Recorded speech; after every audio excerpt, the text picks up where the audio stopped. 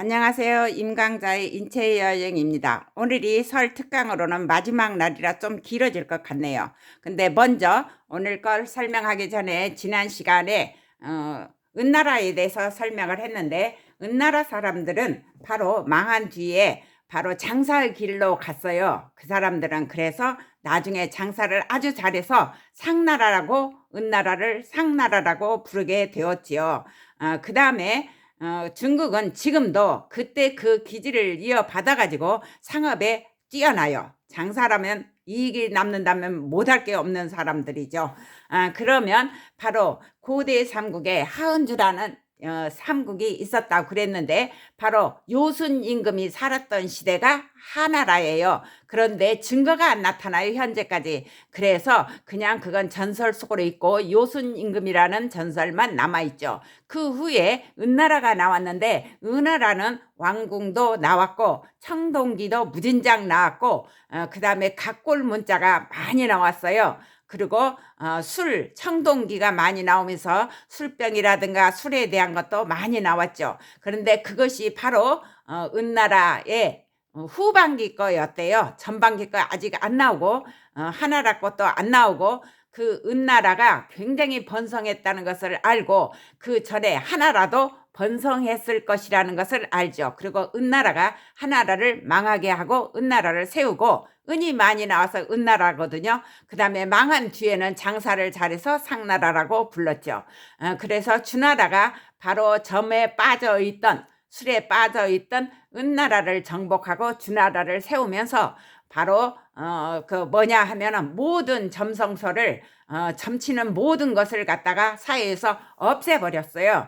그거를 지난 시간에 말씀드렸죠. 그런데 그 은나라가 바로 십간과 십이지를 만들었는데, 거기에서 여기에서 보면은 왜 여기 갑을병장, 이게 무기경신 인계가 10개냐 하면은 우리의 손가락도 손가락 발가락 다 10개씩이죠. 애가 또 태어나는 것도 10달 만에 태어났거든요. 그래서 열이라는 숫자가 굉장히 신수한데, 여러 출토를 해서 밝혀진 바로는 바로 은나라의 상제가 바로 뭐였냐면 부인이 셋이었는데, 둘째 부인이 낳은 아들 10명이 동쪽에서부터 목욕 재개하고 동쪽에서부터 떠올라서 해를 쭉 하늘을 가두면서 우리를 비춰준대요. 그러니까 둘째 부인 낳은 아들 10은 태양이 되었대요. 그래서 10개의 태양이라, 그래서 바로 날짜에 갑은병정 해갖고 뭐 10개가 되죠. 그러면 상순, 그 다음으로 하면은 하순, 다시 중순, 하순, 상순, 중순, 하순으로 해서 한 달을 채웠다고 그래요.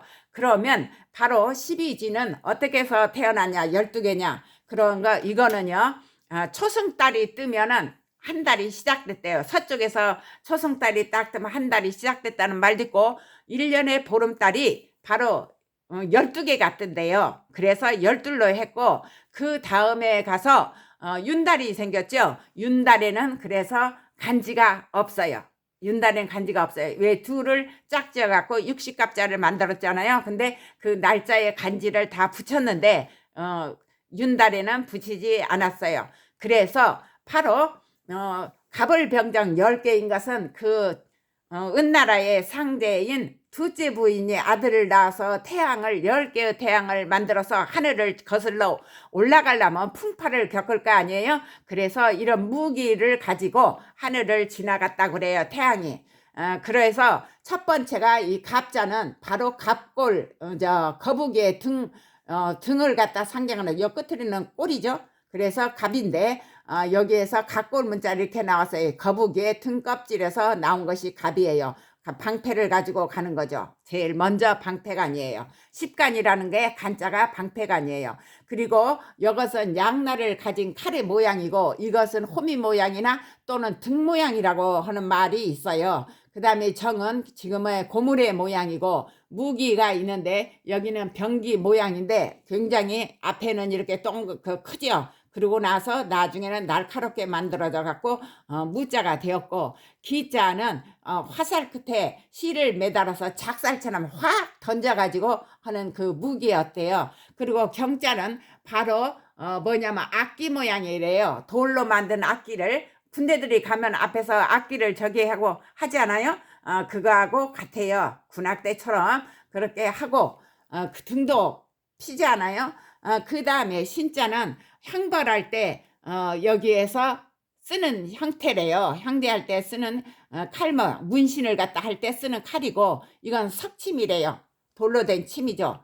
그 다음에 사방으로 뻗어나간 칼날이래요. 이 10개를 그 태양 10개가 바로 뜰 때마다 이거를 가지고 하늘을 지나갔다고 그래요. 이거를 부적 삼아서요. 부적이죠.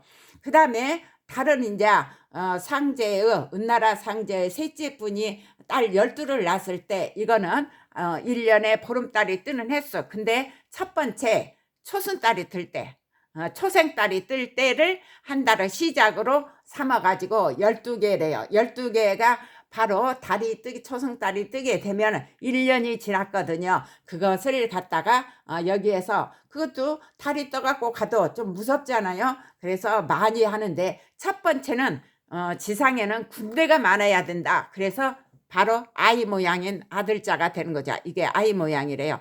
아이를 많이 낳아서 군대를 많이 양성해야 된다.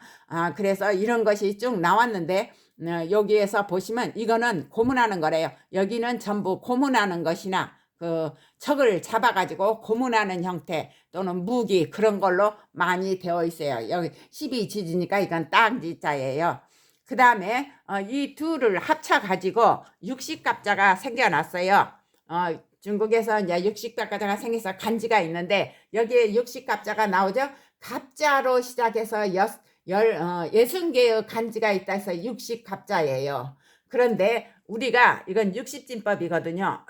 십진법, 이진법 그런 걸로 해서 전부 진법으로 만들어지는데 여기에서 여러분들이 임진왜란이라고 말하지만 몇 년도라가 않지 않아요? 바로 그 해의 간지를 난리가 난 간지를 딴 것이에요. 전유재란이라고 그러죠. 그 다음에 가보 경쟁이라고 그러죠. 여기 전부 간지 이름을 따서 우리가 그 난리 나는 것을 전부 말하는 거예요. 그러면 이 육식갑자에서 동방서기 이야기를 좀 하고 가야겠네요.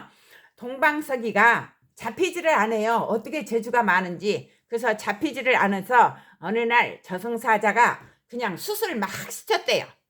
그래갖고 사람들이 왜 숯을 씻느냐고. 그러니까 이게 오래 씻으면 하얗게 될 거 아니에요? 그러면서 숯을 계속 씻어요. 그러니까 그게 소문이 났어요. 그 소문이 숯을 씻으면 하얗게 된다고 씻는 사람이 있다. 그러니까 그 말이 그 삼천갑자 동방석이한테까지 갔거든요. 삼천갑자니 얼마나 오래 살았어요. 그러니까 그 사람이 이제 그 소문을 듣고 가가지고 숯 씻는 사람한테 가서 숯을 아무리 씻어도 하얗게 안 돼요. 내가 삼천갑자를 살았지만 숯을 씻어서 하얗게 만든 사람은 처음 봐요. 그래가지고 바로 저승사자가 거기에서 바로 삼천갑자 동방석이를 잡아갔다고 그래요. 그런 이유가 있죠. 그 다음에 지난번에 양력설 때 설명했던 용띠 말띠는 과학이다. 항도 15궁 별자리로 만들어졌다. 그 이야기를 했죠. 이 서양의 수대를 만든 사람은 수메르인이에요. 수메르인이 바로 기원전 3000년 전 메소포타미아에 있는 수메르인들이 바로 양떼들에 의해서 별자리고 거기에 항도 15궁 별자리가 다 있었대요. 근데 그것을 이렇게 만든 것이죠. 그래서 그 사람들도 이걸 점치는 데 사용한 거죠. 장사를 많이 했으니까요. 문화가 발달하고. 그 다음에 이거를 서양에서 만든 수대를 가지고 별자리를 가장자리로 연결을 했더니 바로 동양의 12지띠 그대로 12지띠 우리가 나오지 않아요? 12지띠가 나왔다는 거 1월 1일에 설명을 했어요. 그리고 여기에서 목성이 동지 때 동지 다음 날이 바로 새해의 시작이라고 그랬어요. 그 고대 사람들은 해가 점점 길어지니까요. 그래서 동지달을 갖다가 자로 해요. 자축인묘 그거 있잖아요. 12지지를 갖다가 동지달을 기준으로 해서요. 왜냐하면 황도 12궁 별자리가 12개니까요. 그래서 자축이라고 이렇게 쭉 하는데 동지달이 시작이에요. 그러면 그거를 가지고 설명을 지난 1월 1일 날 설명했으니까 거기서 먼저 보시고, 목성이 여기를 다 돌려면 바로 12년이 걸려요.